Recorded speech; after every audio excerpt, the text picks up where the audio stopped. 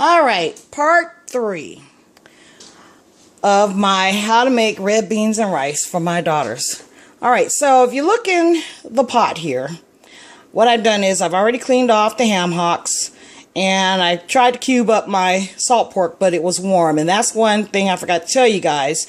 Make sure your salt pork is either still frozen or it's still refrigerated when you go to cut it. Otherwise, it turns to a hot mess, just like what you see in this pot. At the bottom of the ham hocks there, this is a trivet. And what its purpose is, it keeps the meat from touching the bottom of the pot, and it has little feet on it about that high. I want to say probably about 1/4 of an inch.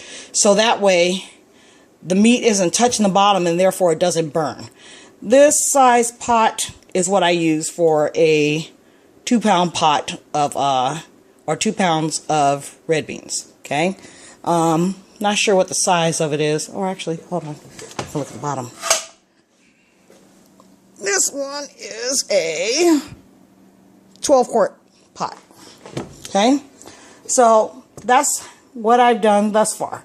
So now what I'm getting ready to do is pour the beans in. And center this again in here. Alright, so hold on. I'll be right back. Okay, so now I've got the beans poured over the salt pork, which is on top of the ham hocks, which is on top of a trivet in the pot. So now I'm going to run the water on so you can see how hot, what level I bring the water up to. I usually bring the water up, covering everything to about here. Yeah, about right there. And it doesn't matter if it's cold or hot water. I just put cold water or whichever one I feel to hit first. And I just cover everything with water. And when I do that, then I'll put it on the stove. So when it's done, I will come right back.